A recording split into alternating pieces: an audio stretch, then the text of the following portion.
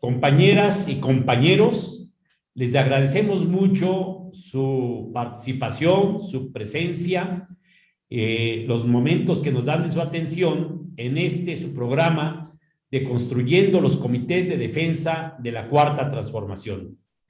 En esta ocasión tenemos a un invitado realmente muy relevante, que estamos seguros que nos va a ayudar mucho en la reflexión de nuestro quehacer cotidiano. Se trata del compañero filósofo Gabriel Vargas Lozano. Para la presentación específica, dejo la palabra a nuestro amigo Flavio Sosa. Buenas noches a todas y a todos. Muchas gracias al maestro, al doctor Gabriel Vargas Lozano, quien esta noche charlará con nosotros acerca del momento actual que vive en nuestro país, de la importancia de la filosofía como una ciencia que puede ser la piedra de la transformación, una piedra fundamental para la transformación y para la evolución de las sociedades, como lo ha representado también.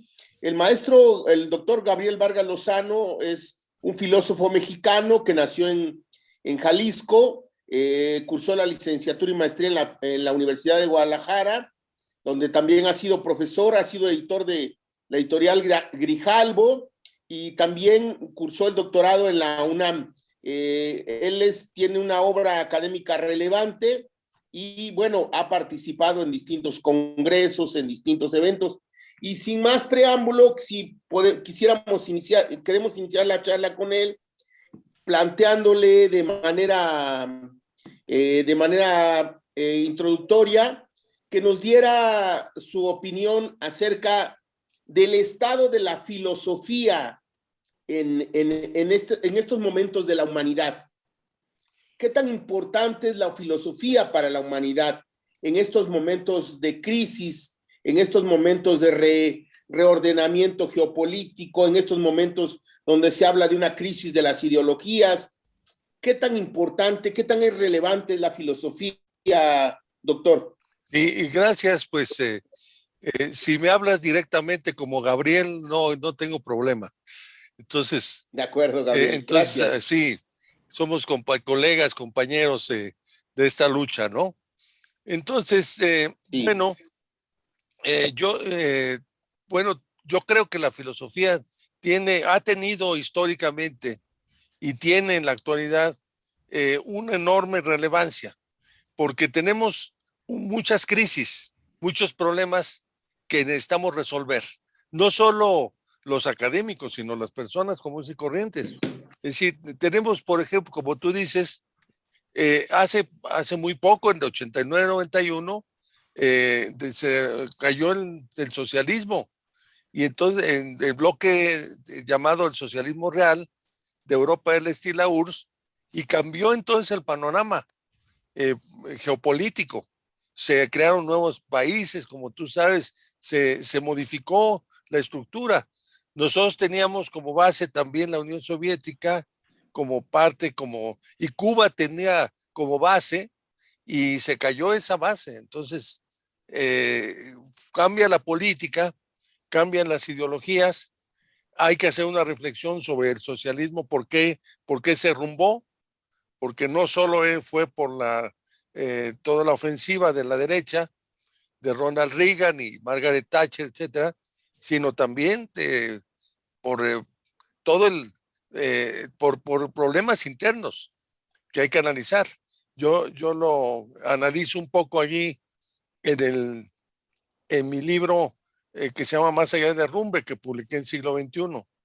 Ahora, también tenemos un tema básico. Ha influido durante estos 36 años una filosofía, pero que también es una economía y una política y una ideología, que es el neoliberalismo. Y este neoliberalismo, pues es un ataque frontal contra toda idea de socialismo y contra toda idea de justicia incluso.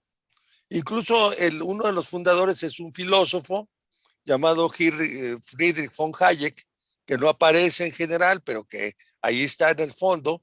Incluso Margaret Thatcher dijo que era su maestro, ¿no? Y que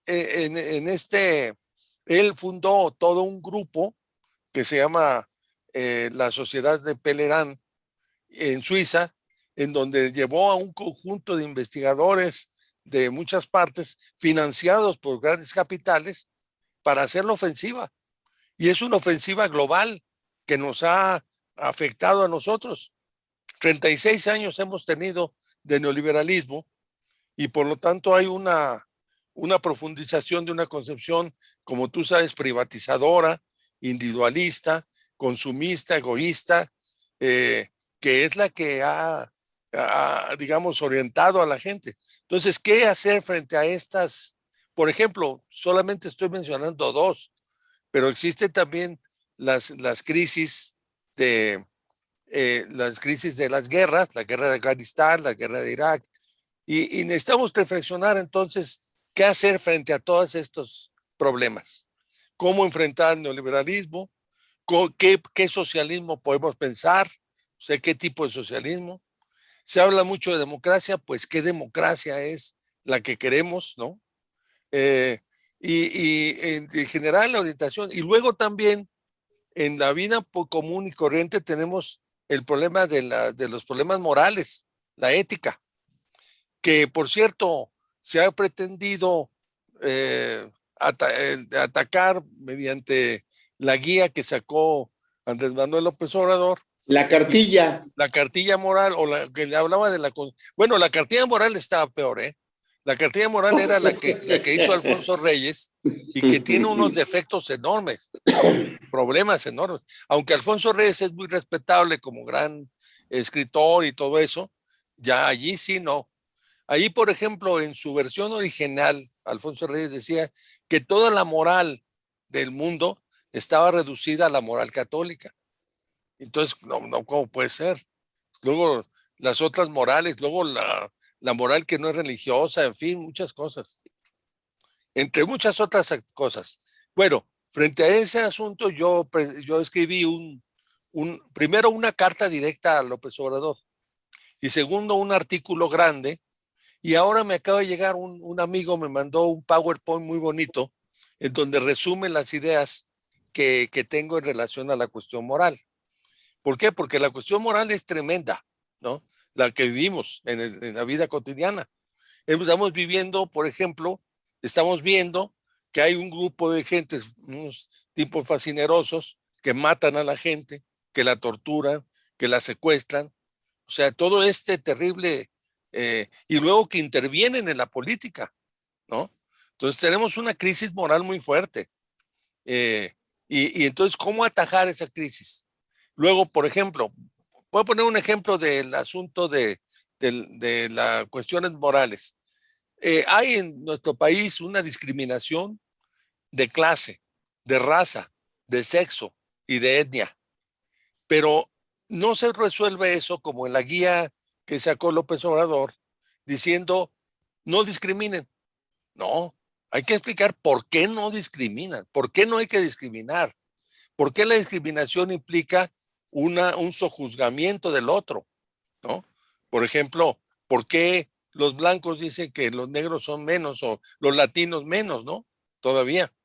¿O por qué se dice que los hombres son superiores a las mujeres? Pues para dominar, para subordinar. Entonces, yo creo que hay muchos problemas en esa guía que yo expongo y les voy a mandar el PowerPoint que está muy bonito, está muy bien, en donde yo hablo de mis objeciones para mejorar, ¿no? Porque obviamente que estoy en contra es de acuerdo de decir no discriminen, pero lo que digo es, bueno, pero digamos por qué, ¿no? ¿Por qué surge la discriminación? ¿Qué función tiene? ¿Qué es lo que pasa?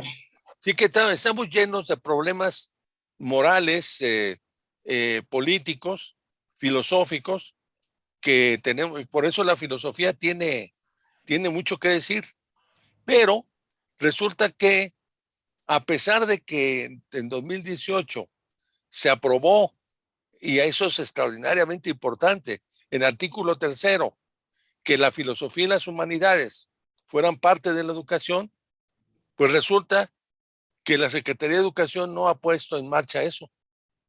No, la filosofía no forma parte de uno de los elementos básicos de la educación.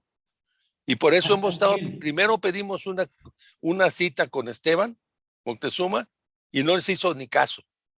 Bueno, vamos a decir, nos dijo, qué bueno, nos invitó a un informe. Le dijimos, no queremos informes. Nos invitó a que diéramos una opinión que ni siquiera tomó en cuenta. O sea, no, lo que queremos es que la filosofía forme parte de la educación y obviamente de la transformación que se quiere para el país. Mira, Ángel, sobre ese tú punto, mencionabas, si Ángel, después, algo que sí. me parece muy importante. Primero, situar lo que creo que es un referente obligado de cómo propiamente la desaparición de la URSS viene a generar una sacudida, dijéramos, en todo el mundo del pensamiento, de propuesta y de simpatía por la perspectiva socialista. Y particularmente el impacto que esto causa en diversos lugares, en todo el mundo, digo yo, pero en México es muy especial porque por lo menos yo advertiría que en México todo este movimiento que se venía dando antes de 1989, 1990, se canaliza en la perspectiva de la lucha electoral y la lucha por mejores condiciones democráticas para el país.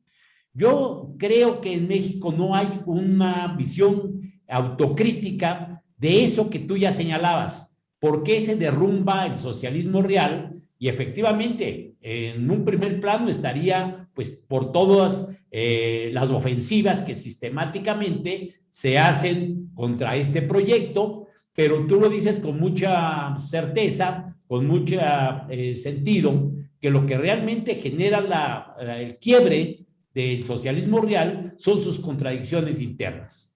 Pero yo quisiera, para aprovechar el tiempo, porque es muchísimas las cosas que tú propones con esta visión que ahorita estamos arrancando, yo quisiera ver en México en particular. El impacto fue enorme de la caída del socialismo real y a partir de ahí se empieza a desarrollar una experiencia muy interesante porque rápidamente vamos o mejor dicho, la caída misma de la Unión Soviética corre casi en paralelo cuando en México se está teniendo las experiencias primeras de esta etapa que estamos viviendo ahorita. ¿Sí? 1988, que marca un frente muy diverso, muy variado, pero que en su evolución nos ha llevado a la situación actual en la cual se encuentra propiamente ya en perspectiva de crecimiento una propuesta que tiene muchísimas perspectivas de crecimiento, muchas perspectivas de lograr objetivos mejor para el país, pero también hay muchas contradicciones.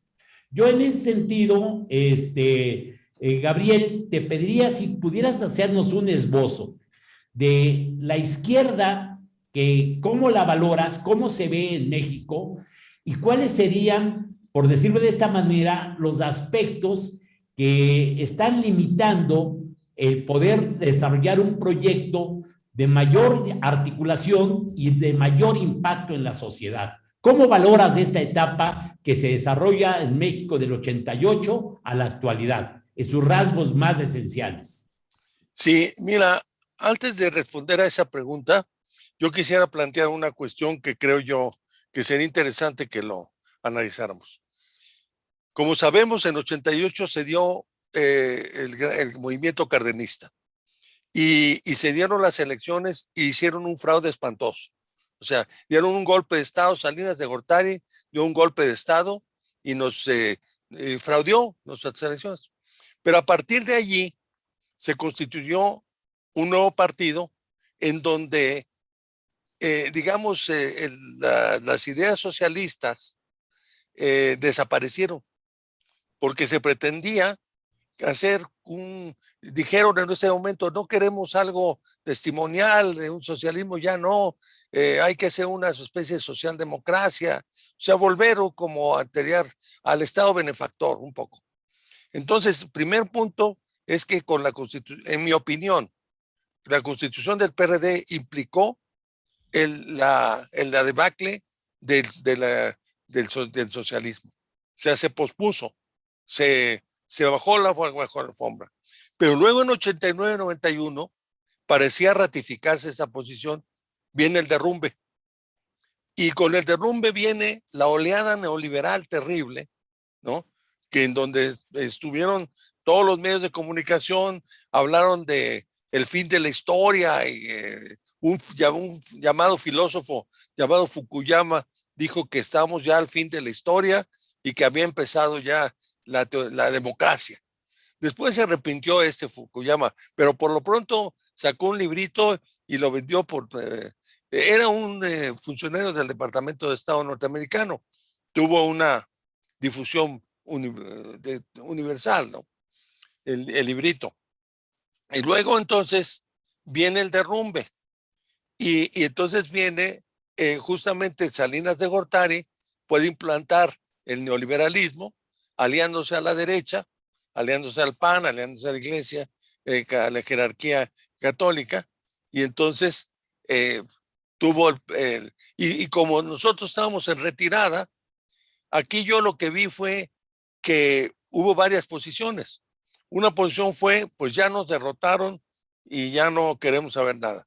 Otros dijeron, no, pues ya nos lo reconvertimos en neoliberales.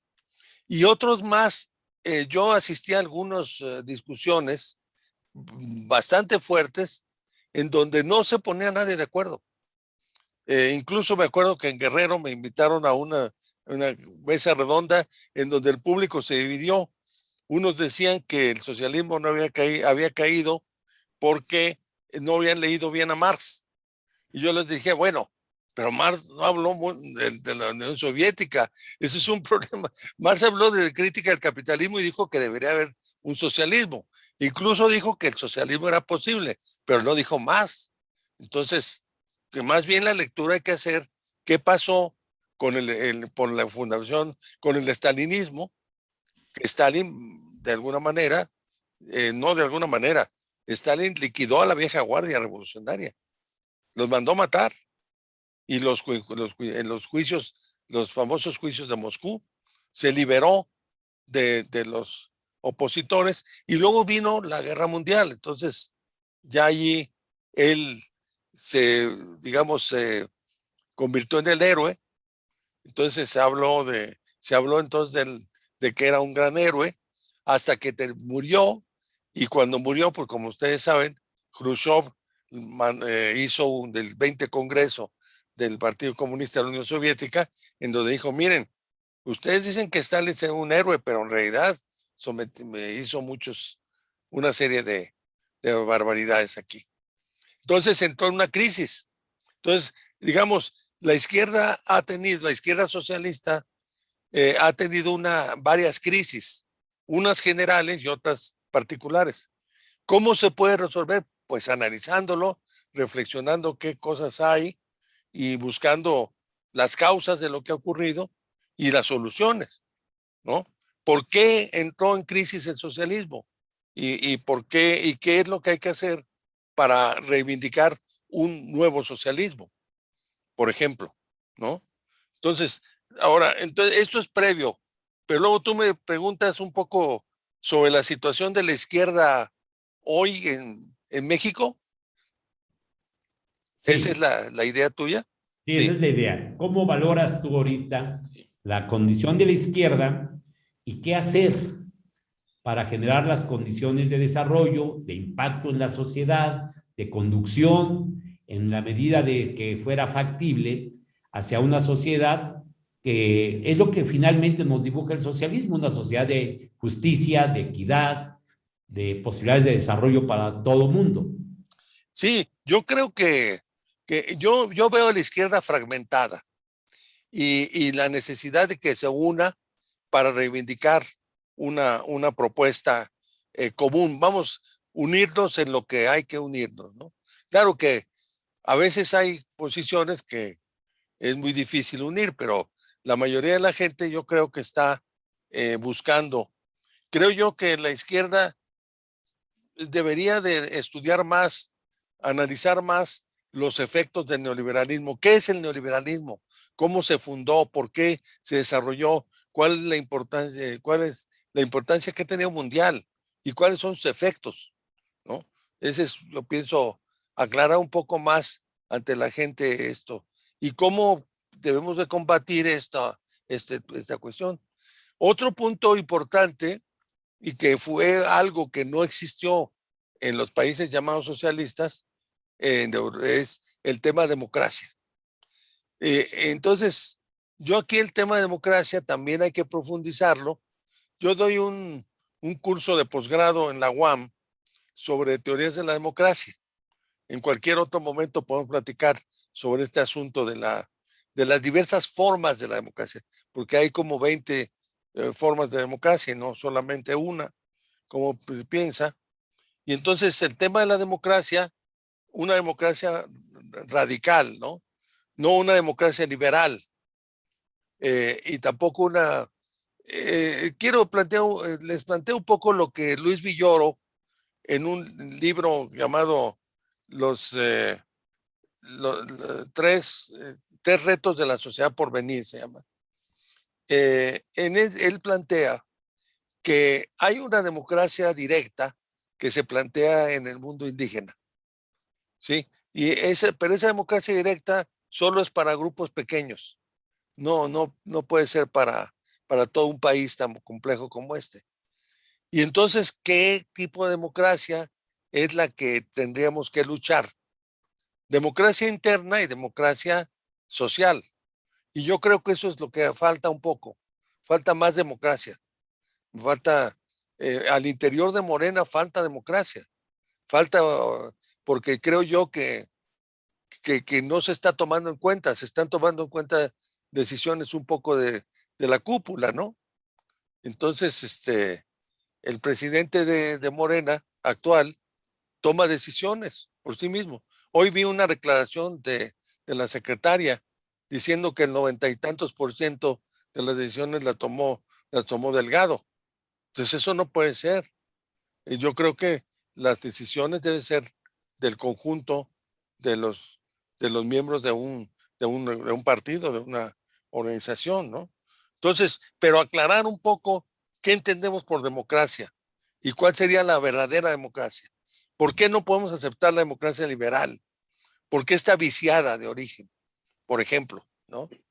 Entonces, yo en términos generales veo que la izquierda está un poco desunida, que no tiene la presencia que tendría que tener como vanguardia, porque efectivamente la izquierda es la vanguardia, ¿sí? Y si la izquierda no funciona, esa vanguardia no funciona, pues entonces estamos dependiendo de razones políticas inmediatas, ¿no? Por ejemplo, para dar un ejemplo, eso de aliarse con el Partido Ecologista puede ser muy pragmático, pero ha sido un problema, porque Morena no tiene la mayoría en la Cámara de Diputados y tiene que aliarse con unos oportunistas de lo peor para poder tener la mayoría. Entonces, ¿qué pasa allí? Pues que no ha habido una labor de conciencia pública, de conciencia política, una labor fuerte de unidad de la gente para que esto funcionara. Aquí en México creo yo que no vi, sí vi los otros partidos hacer muchas actividades, pero en Morena no. Entonces falta Este, más. Sí, Gabriel, dime. con la llegada del neoliberalismo a nuestro país a partir de Miguel de la Madrid, podríamos decir, la oleada mundial con Thatcher, Reagan, Sí, la desaparición del estado de bienestar, llegaron al poder los neoliberales, los tecnócratas, pero sobre todo los pragmáticos. Y el pragmatismo se volvió la forma de hacer política de moda. Se puso de moda ser pragmático. sí.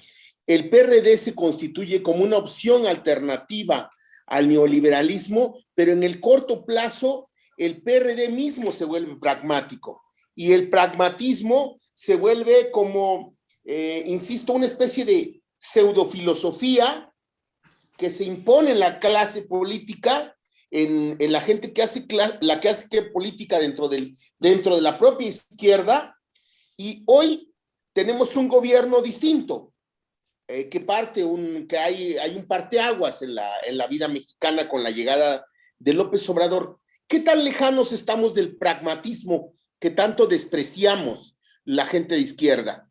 ¿Qué tan lejanos estamos de ese pragmatismo si para llegar al gobierno tuvimos que construir un amplísimo frente donde está el PES, donde está la gente de Alvester, donde están empresarios de derecha, donde participa Salinas Pliego y donde en la práctica pues metemos a Lili Telles y metemos a una serie de candidatos que no son precisamente de gente de izquierda? ¿Qué tan lejanos estamos del pragmatismo? ¿Y qué tanto nos sirve los referentes de carácter ideológico para enfrentar ese pragmatismo? ¿Cuál es tu perspectiva, Gabriel? Mira, yo creo que se confunden dos cuestiones.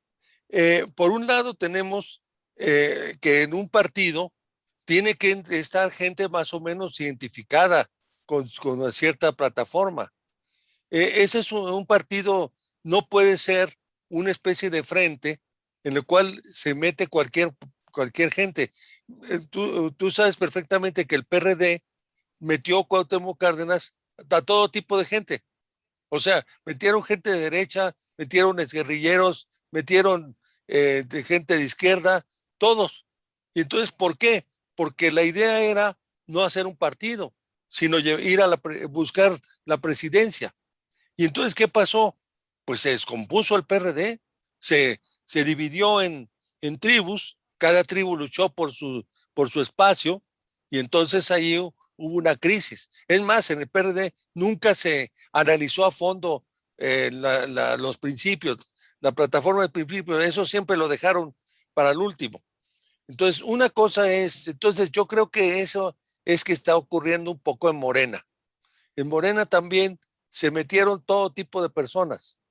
Entonces es un universo un poco heterogéneo completamente.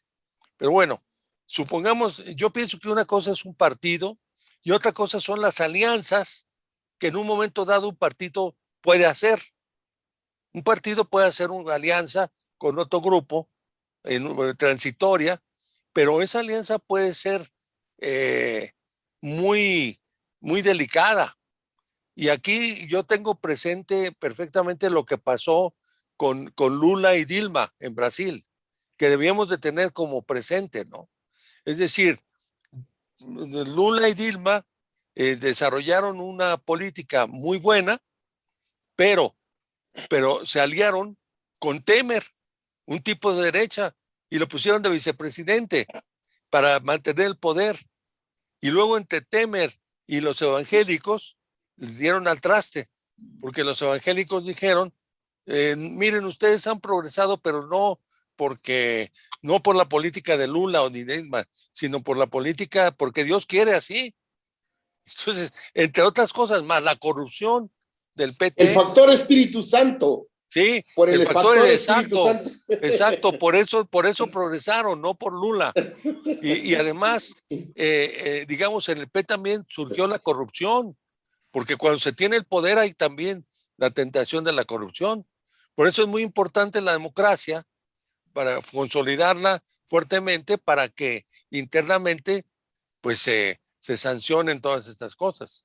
Entonces yo diría, por lo pronto, que son dos cosas. Uno, que un partido debe tener una cierta homogeneidad, y otra, la negociación con X o Z. Pero aquí, la negociación con el Verde, desde mi punto de vista, es completamente sin principios. Es por intereses, evidente. Y entonces, porque el Verde, pues, salió con quien sea, ¿no? Y entonces ahí hay un problema, pues que la izquierda, yo creo que deberían ponerlo en el tapete, ¿no? Buscar la manera de decir, bueno, vamos a hacer alianzas, pero ¿con quién, no? ¿Con quién debe ser? Es complejo, no entiendo, Claro. pero es un mal de origen, porque en principio no debería hacerse esas alianzas. Una alianza con el Bestero Gordillo, digo, sinceramente, es terrible. Es una persona que no tiene una historia de honestidad ni nada por el estilo, y creada por Salinas de Gortari. Entonces, bueno, esas alianzas son porque hay un mal de origen, que no se constituye correctamente un partido, me parece. A Y ver, sería una labor de la izquierda. yo quisiera poner énfasis en tres ideas claves que creo que has mencionado.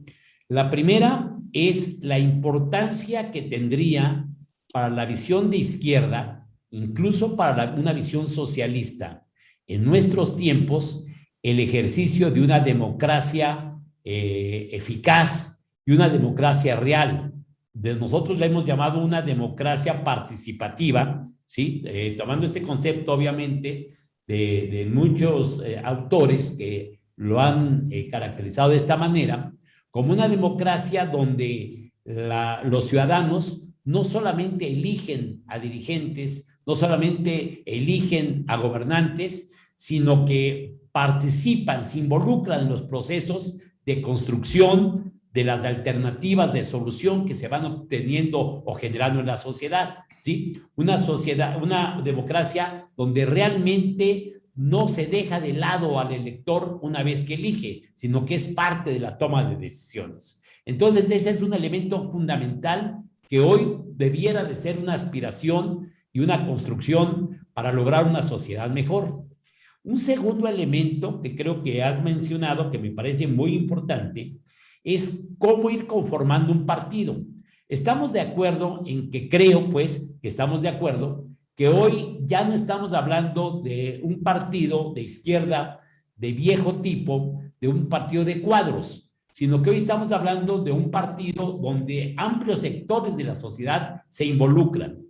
Y asumiendo que en esta integración puede ser, y era natural, por ejemplo, en México, producto del tremendo control que llegó a tener el PRI, que cuando se empieza a desquebrajar el PRI, pues hubiera afluentes que van a venir del PRI, del PAN, de diversos sectores de la sociedad a conformar nuevas alternativas organizativas. Por eso es entendible que el PRD en su origen, pues incluso viene con el impulso de todo lo que es la corriente democratizadora del PRI, encabezado por el ingeniero Cuauhtémoc Cárdenas. Pero lo que aquí se señala, entiendo yo de tu parte, es que esta flexibilidad tiene que tener como margen o tiene que tener como límite los principios del partido, ¿sí? El programa del partido, ¿sí? La ética, por decirlo de esta manera, que se va desarrollando en un partido que pretende ser distinto de los adversarios conservadores, de derecha, todo lo que significa el PRI y el PAN en este país. Y esto en el PRD pues no se logró, porque se terminó siendo una réplica más pequeña de lo que ya hacía el PRI y el PAN. De ahí la importancia de que pueden confluir de muchos lados, ¿sí? Diversos sectores sociales, diversos individuos, pero el eje que le va a dar consistencia a un partido son sus principios, es su programa, es su ética, es su congruencia, porque a partir de ahí se determina el rumbo. Y lo último que creo que es interesante es si un partido de este tipo, ¿qué aliados tiene que tener? ¿Sí? Obviamente yo aquí quisiera apelar al principio, que creo que ha sido vigente en la izquierda, que a veces los aliados no pueden ser no están a nuestro gusto, ¿sí? Yo creo que lo que viene a justificar una alianza son que se logren propósitos en beneficio de lo que representamos, en este caso de los intereses nacionales, y en muchas ocasiones, pues el aliado puede ser que no sea el mejor. Y hay ejemplos históricos muy importantes. Reiteradamente en la izquierda, por ejemplo, se habla de cómo en alguna etapa de la Primera Guerra Mundial, Lenin incluso llega a una alianza con el gobierno alemán para poder atravesar Alemania y poder llegar a hacer la revolución en Rusia. O se habla de cómo en China, por ejemplo, frente a la invasión japonesa, se alía el movimiento de izquierda chino con sus peores enemigos, ¿sí? Y en esas condiciones hay alianzas que a veces no son, dijéramos, tan, pues, dijéramos, al gusto, ¿no? No son tan aceptadas de manera general, pero la clave fundamental es esa alianza. ¿Por qué la tenemos que hacer? Porque a veces es la correlación de fuerza la que nos obliga, y sobre todo, ¿qué se va a obtener como beneficio para la sociedad o para el movimiento que se está impulsando, que se está representando?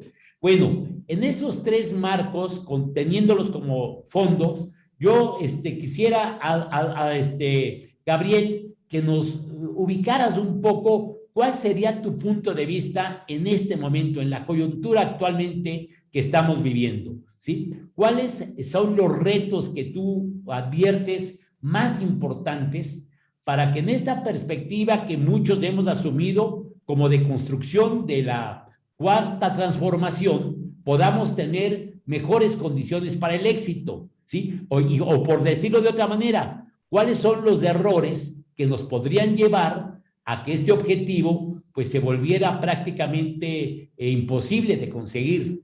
Me interesaría mucho que aquí nos pudiéramos ayudar. Sí, claro.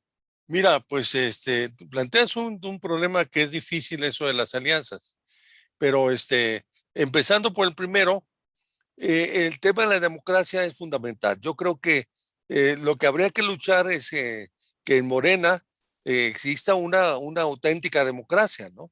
Una representación de la gente en las asambleas, en las reuniones, y puede ser, la democracia participativa es un concepto que propuso un filósofo canadiense llamado Macpherson. Y entonces habla de una democracia horizontal y vertical para buscar la consolidación de los partidos. Está bien, pero puede haber otras formas de democracia. Entonces yo diría que hay que debatir un poco estas diversas formas, la democracia radical, la democracia representativa.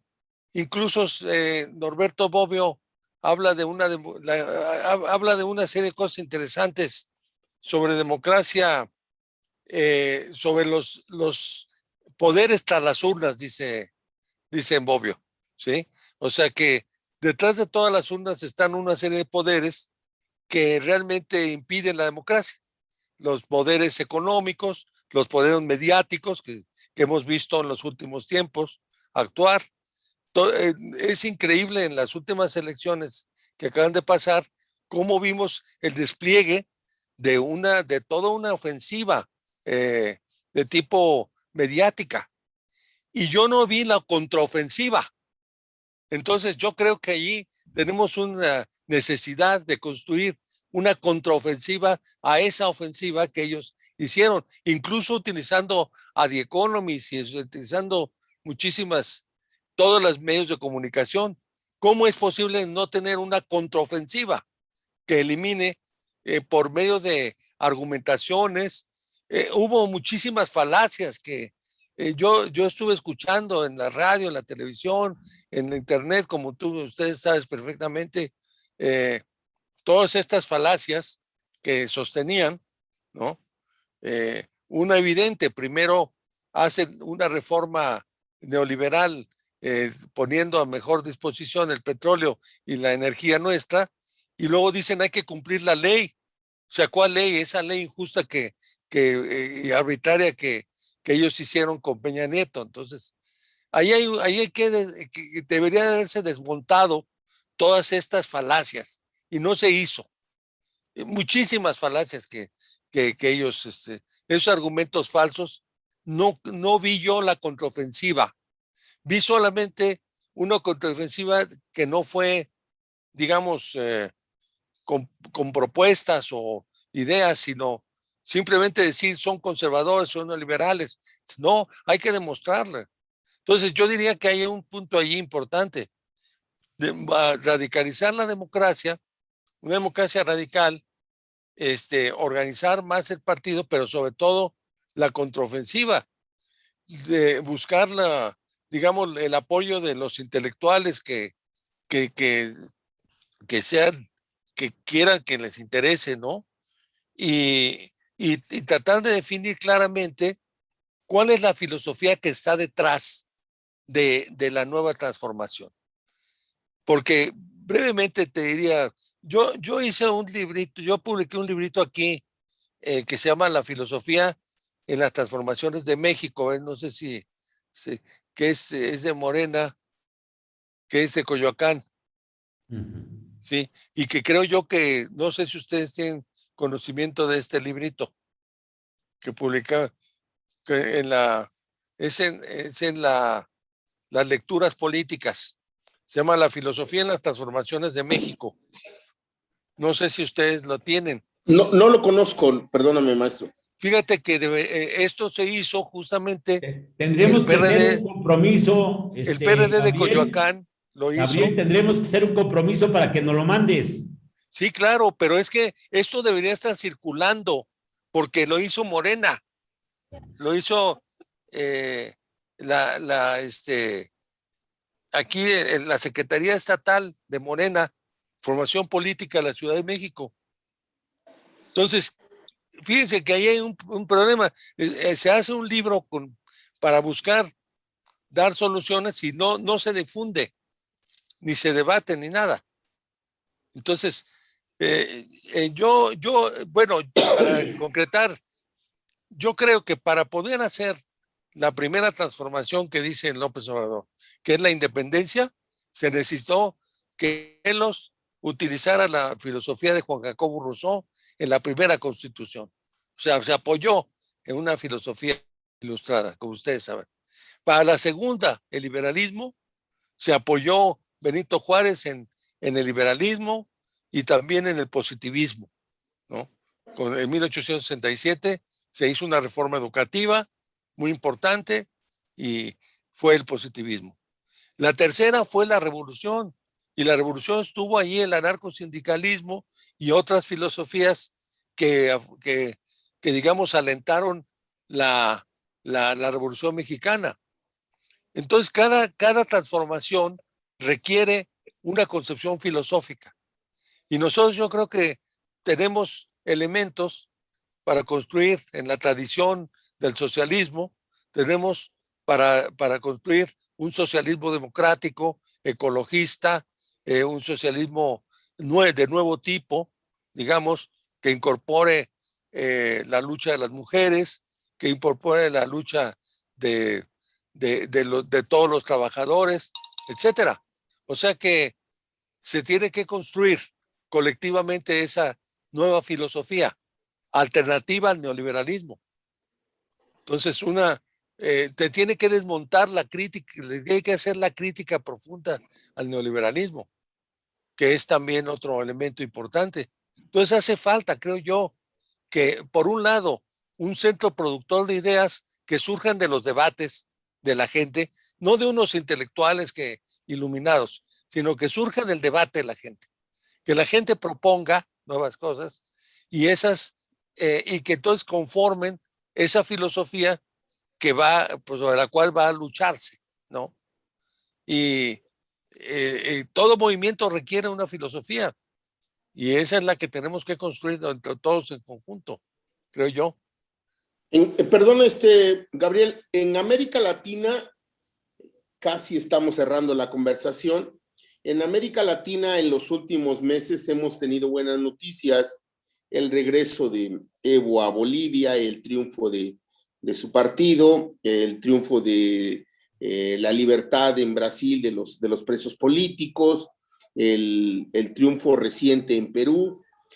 Desde tu perspectiva, la izquierda en América Latina, el momento en el que se encuentra la izquierda en América Latina, si aprendemos de nuestros errores, o más bien en la perspectiva de los errores recientes que tuvimos, en la perspectiva de la naciente propuesta mexicana de transformación.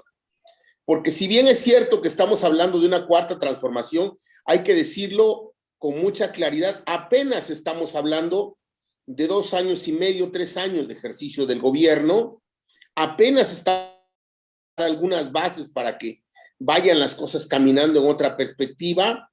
Estamos bordando sobre el presidencialismo, que es un lastre de esta sociedad desde mi punto de vista, y es un lastre para la democracia desde mi punto de vista, el presidencialismo. Entonces, ¿cuál es la perspectiva de la izquierda ante esta compleja realidad? Ante los poderes invisibles mundiales, ¿no? A esos que como mover una tecla pueden quebrar a un país, que pueden presionar a través de las editoriales de los medios internacionales y a través de las casas de bolsa, a través de los organismos financieros. ¿Cuál es la perspectiva de la izquierda para América Latina y cuál es la perspectiva de la izquierda para nuestro país? Desde tu visión, Gabriel. Sí, sí. Mira, yo creo que durante todos estos años de neoliberalismo se trató de divorciar a México de Latinoamérica. Y se hizo ideológicamente porque como es unas fuerzas enormes que construyeron supuestamente la identidad de América del Norte, supuestamente porque no es real, porque no es posible mezclar a mexicanos con norteamericanos. O sea, simplemente tenemos una historia muy, muy larga y una desigualdad tremenda en todos sentidos. Pero sí lo que se hizo fue olvidar Latinoamérica. Y entonces creo yo que ahora que se presenta justamente esta coyuntura, es el momento de fortalecer y de difundir todas las experiencias latinoamericanas. Y lo que pasó con Bolivia fue extraordinario, porque con Bolivia ya parecía parecíamos haberlos perdido, ¿no? Y resulta con que no, afortunadamente. Pero lo que pasó en Brasil es muy grave, porque sí, aunque es cierto que se pudo liberar a Lula, de todos modos en Brasil la situación está crítica. Y igual está crítica en Nicaragua la situación, pero en Perú hay elementos positivos. Entonces yo creo que la izquierda en México debería reivindicar toda esta historia latinoamericana y toda esta identidad latinoamericana, con lo mejor del mundo que tengamos y fortalecerla, ¿no? Fortalecer la identidad latinoamericana y los lazos, desde luego. Yo espero que en Brasil se pueda, en las próximas elecciones, eliminar a este tipo Bolsonaro, ¿no? O sea, creo yo de todos modos que hay buenas noticias en el ámbito latinoamericano, aunque persisten las malas, como Brasil y Nicaragua y algunos otros que permanecen en el liberalismo. Bueno, en el caso de Argentina hay una posición intermedia, entonces una línea, creo yo que puede haber un repunte importante, pero necesitamos impulsarlo, porque yo diría que hay dos cuestiones. Uno es la política, que en un momento dado va a surgir, hace Andrés Manuel como presidente, y otra cosa es lo que la izquierda puede hacer, de reivindicar, que son muchas cosas que puede reivindicar y que debería de reivindicar, por cierto, ¿no? O sea, Como no puede ser un Gabriel, como partido, sí, no puede ¿cuáles ser un... crees tú que serían claves que reivindicara la izquierda mexicana? La identidad latinoamericana, La opción socialista, aunque sabemos que no es, que no va a ser posible hoy, yo creo que es la única posible para un futuro frente al capitalismo actual. Yo pienso, aquí yo adoptaría una actitud de unos amigos míos que se llaman Radical Philosophers de Estados Unidos. En Estados Unidos, estos Radical Philosophers, que son de todo tipo, no solo marxistas, sino de todas concepciones filosóficas, ellos tienen grupos y tienen libros. Por cierto, publicamos uno acá en España, en donde ellos dicen, el capitalismo ya entró en crisis y va a derrumbarse en algún momento. No sabemos cuándo, pero está fracturado, está en contradicción muy fuerte. Por lo tanto, lo que tenemos que hacer es pensar cuando haya esta crisis, qué es lo que podríamos proponer, ¿sí? Y no otra cosa hicieron los filósofos ilustrados. La ilustración es un ejemplo para mí en ese sentido. La monarquía no se había caído y Rousseau estaba diciendo que debía haber democracia. La iglesia y el Estado estaban en unificación y Voltaire dijo, no es necesario separar iglesia y Estado. No había una organización racional y los Diderot, Diderot y otros autores dijeron, no hay que desarrollar una política a partir de la ciencia. Y el otro punto, por ejemplo, Montesquieu dijo, es la única solución para una sociedad dominada por un individuo, que es, por ejemplo, la monarquía que está actualmente, hay que dividir el poder en ejecutivo, legislativo y judicial. ¿Y qué es lo que ha pasado? ¿Qué tenemos? Pues una idea de Montesquieu. Luego la pervirtieron, pero la idea de Montesquieu no era mala, de ser un equilibrio. ¿Qué hicieron estos filósofos? Hicieron una propuesta de lo que debería ser la sociedad en un momento en que no se sabía, en donde predominaba la monarquía. Entonces, ahora predomina una determinada sociedad. Tenemos que prever qué instituciones pueden ser las posibles en el futuro, pero sin creer que son mañana, inmediatamente, sino ver, hacer la coyuntura exactamente en que estamos y fortalecerla. Nosotros tenemos que fortalecer la izquierda. Es fundamental fortalecer la izquierda, porque yo creo debemos evitar lo que pasó en Brasil, de que se dan una serie de modificaciones muy buenas y luego viene la revancha de la derecha. Entonces, creo yo que necesitamos fortalecer este lado.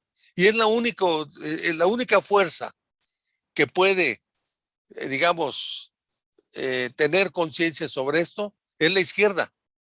La derecha no la va a tener. O una posición así pragmática, inmediatista, menos. Necesitamos prever qué va a pasar en el futuro, poco más a largo plazo, ¿no? No tanto como los chinos, porque los chinos decían, ¿qué va a pasar dentro de 50 años? No, pues, eso yo no sé, pero sí necesitamos un análisis a inmediato plazo, a corto plazo y a mediano plazo, ¿no? ¿Qué es lo que tenemos que hacer para poder conservar la idea de transformar verdaderamente, hacer una transformación del país? ¿Sí? Porque quiero agregar un punto. Las otras transformaciones han sido a partir de guerras, de revoluciones, como tú sabes. O sea, nosotros estamos haciéndolo pacíficamente, entonces es más difícil. Pero al mismo tiempo podemos luchar porque haya más conciencia de la gente y difundir y crear esta alternativa mediática también. No Muy sé bien, cómo, pero hay que crear eso. muy bien, Gabriel. Pues estamos concluyendo propiamente ya nuestro programa.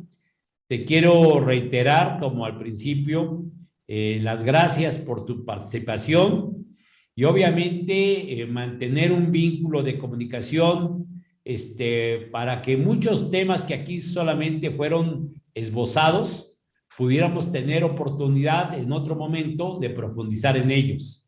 Te mando un abrazo, Gabriel. Le agradecemos a nuestro amigo Flavio Sosa su participación y pasaríamos propiamente a la última etapa de nuestro programa. Les recordamos a todos que a continuación nuestro maestro y amigo Armando Bartra pasará a desarmar la política. Gracias. Muchas gracias por la invitación y desde luego cuando nos pongamos de acuerdo, con gusto. Gracias, Gabriel. Un abrazo. Igual.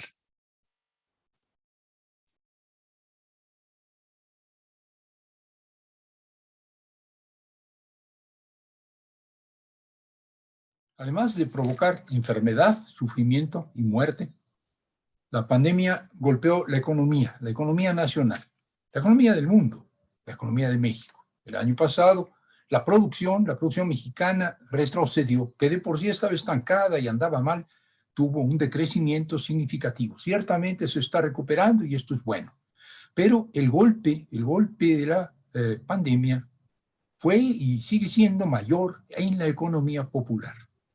Muchos que tenían empleo, que tenían salario, lo perdieron, pero muchos más que trabajaban por su cuenta o en negocios muy pequeños o en negocios familiares que vendían servicios, la señora que vende tamales en la esquina, el plomero o el carpintero que se contrata, quienes vivían al día, se quedaron por muchos meses sin ingresos. La mitad de los mexicanos y las mexicanas se ocupan en la economía informal, una economía que es pequeña y que es frágil, una economía que no tiene reservas, una economía que no tiene acceso al crédito, una economía que no se capitaliza, una economía frágil. Y estos 10, 15 millones de familias de mexicanos fueron golpeados excepcionalmente por el COVID-19, la COVID-19, como lo son por otros siniestros, por un temblor de tierra, por las terribles recesiones económicas, las alzas de precios, etc. ¿Qué planteamos nosotros desde la izquierda para ese sector? Lo primero me parece a mí reconocer que no se trata de los pobres, de los marginados, de los vulnerables, aunque ciertamente son pobres, marginados y vulnerables, pero es nada más y nada menos que el sector social de la economía, junto con los campesinos, junto con las economías familiares rurales, pero ahora estoy hablando principalmente de los pobres, de los cuentapropistas de las ciudades, que sufrieron más todavía que los campesinos y están sufriendo más todavía con la pandemia. Y este sector, junto con los campesinos, no son simplemente pobres, no son simplemente vulnerables, sino que son el sector social de la economía, uno de los 3 sectores. Los otros 2 son el sector privado, los empresarios, y el sector público, las empresas de Estado. Y para la izquierda, para nosotros, el sector social de la economía popular, es fundamental. Es fundamental por los millones que se desempeñan en ella, por los millones que dependen de ella, por la mitad de los trabajadores que están en esta esfera de la economía. Pero también lo es, pienso yo, porque prefigura la economía del futuro. Una economía social y solidaria. Una economía que algunos llaman socialismo y otros no, no importan las palabras, pero una economía que tiene que ser solidaria, que no puede ser una economía del interés privado y del lucro, y una economía que tiene que ser social, no solo de mercado. Fortalecer a los cuentapropistas, fortalecer a las empresas familiares, fortalecer a las microempresas, fortalecer a quienes trabajan por su cuenta, es impulsar la formación de cooperativas, es impulsar la formación de empresas asociativas, es demandar del gobierno un apoyo enérgico al sector, es trabajar por el sector social de la economía, que no solo es el pilar de la economía popular hoy, sino que es de alguna manera lo que prefigura la economía del futuro. Trabajemos, pues, por estos cuentapropistas, por estas economías familiares, por estas economías domésticas rurales, trabajemos por todo este mundo de mexicanos y mexicanas que ahora son muy frágiles, que ahora viven al día, que ahora no tienen condiciones de fortalecerse y de capitalizarse y de emprender proyectos mayores. Apoyemos al sector porque no solo está el presente de los mexicanos y las mexicanas, está el futuro. Y esto es una lección que nos está dando la pandemia al golpear particularmente a este sector. Gracias.